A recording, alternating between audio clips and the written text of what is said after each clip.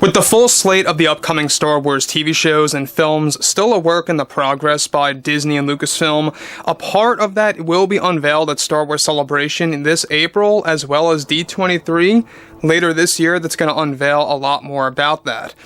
This is Mike Zero. Subscribe if you're new and like this video to see future Star Wars updates. I'm also on Twitter at Mike01. I thank you all so very much for the great and kind support. Now, the one great thing about the roadmap of the franchise that's going to be partially unveiled at Celebration is that we're going to be able to learn exactly which shows are releasing in front of or before others, getting an official idea on the timeline and the basics of the overall structure of the roadmap system, where they could have, for example, 2 TV shows that are spread more apart, leaving John and Dave the opportunity to explore an event in between those later on. Stuff like that. Now, moving on to the Acolyte series, alright? This is the one show that's been having a lot of trouble the past couple of months, especially this month, by the way, dealing with more reshoots and rewrites of the script before they even got to film some scenes already. And we know that some of Carrie Ann Moss's scenes were getting a little bit shifted around here and there. But the overall aspect of the Acolyte, as you all know, the basic plot is that it's a story about how the Sith infiltrate the Jedi Order. And it's going to basically also portray a Sith hero, or a Sith good guy, quote-unquote. Something that I think is really breaking the rules about Star Wars and what the Sith really are. Kathleen Kennedy has no idea what she's doing, especially Leslye Headland as well. Now, moving on to the next big thing here, about why the Acolyte, I think, should worry more and more people, is that it continues to break more canon, it continues to rewrite a lot of George Lucas's work. So let's dive into the specifics. Now, with Kathleen Kennedy still having trouble with the Acolyte by Leslye Headland and trying to release the series on time for 2024, they have been going through many reshoots and revisions to the script for what has not been filmed yet. Now further, it's noted that part of these changes involves a controversial part of the story that will leave fans divided, especially based on what Kennedy is about to pursue.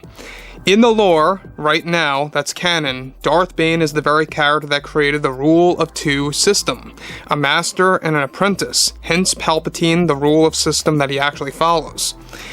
It's described that now in the script of the Acolyte for a scene that is about to be filmed is set to involve the Rule of Three being applied to the Star Wars lore just before the events of the prequel trilogy.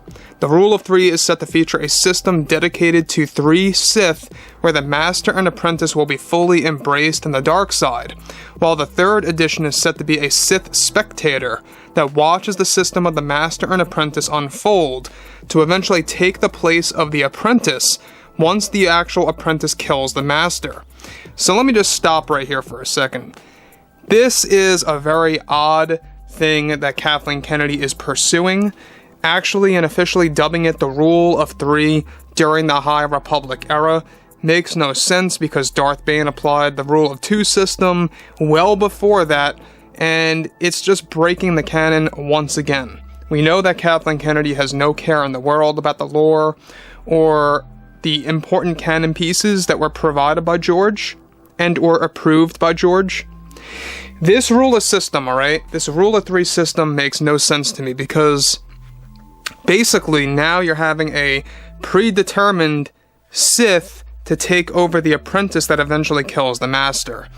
And that to me is a little strange. You know, see, what typically happens in the canon is that once the apprentice kills the Master, you know, a lot of this always happens in the lore and the canon, not always, but many times, the new apprentice, or the new master, I should say, eventually seeks out the proper apprentice that fits, you know, the overall structure of becoming an apprentice. Not a predetermined character that is just some kind of Sith spectator that's pre-applied. Now, the thing about this that I think is really going to divide fans is that this is literally rewriting George Lucas's lore, and it's really kind of making things make no sense. As you all know, like I said before, the Rule of Two exists well before the events of the High Republic era. It even exists during the prequels and the originals, so it makes no sense to have a rule of 3 system in the Acolyte. Some fans may debate this and say, well, you know, maybe they wanted to do something different for a short amount of time. But let's just be clear that right around the end of the High Republic, Darth Plagueis could very well be alive and well. And that kind of also breaks more canon, because Darth Plagueis, under Darth Tenebrous, you know, we have all these different characters that are very well beloved, still follow the rule of 2 system. And it just makes no sense at all in the world to change things up or to really shift things around. The same exact thing goes with Venomous and all these different Sith Lords. A lot of them followed the rule of 2 system after Bane. So for the High Republic era, the very end of it all, which by the way takes place give or take 80 years before the events of The Phantom Menace, that's right around where the Acolyte is based, 80 years before Episode 1. It is extremely possible that Darth Plagueis is alive at this point. Now, as far as the canon goes, we don't know how long a Mun species can even live for. Even if that, we're not even sure if Darth Plagueis is a Mun in the overall canon. That has not been decided, I believe, as of yet. That's still kind of something that they're trying to either change or debate on right now.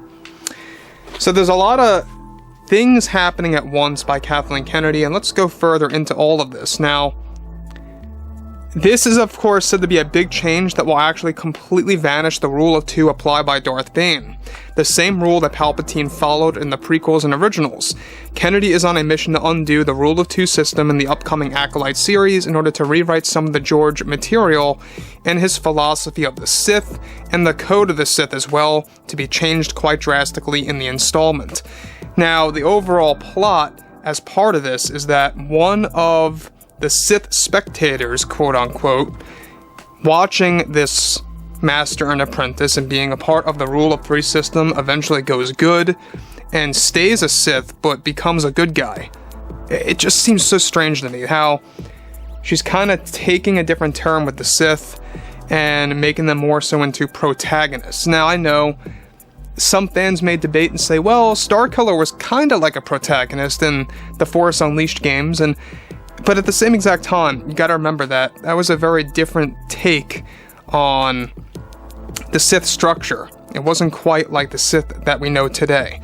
And this is a mainstream thing. This is a show, a live-action show, not a video game as well, you know? So they really have to be careful with what they're doing to the masses. The people, the fans that are really tuning into all of this, right? So it's a very delicate situation. I'm not quite sure how fans are going to view this. I'm very intrigued to hear what you guys have to say about this rule of 3 system. It sounds very out of place to have a master, an apprentice, and a Sith spectator. That's what they're going to be called, or that's what it is going to be called in the Acolyte that eventually goes good. So overall, guys, you know, drop a comment below. Fill me in on what you guys have to say about all of this below in the comments. And if you guys did enjoy the content for today, make sure to drop a thumbs up on this video to support the channel. I thank you all so very much for the kind support, and I'll catch you guys next time.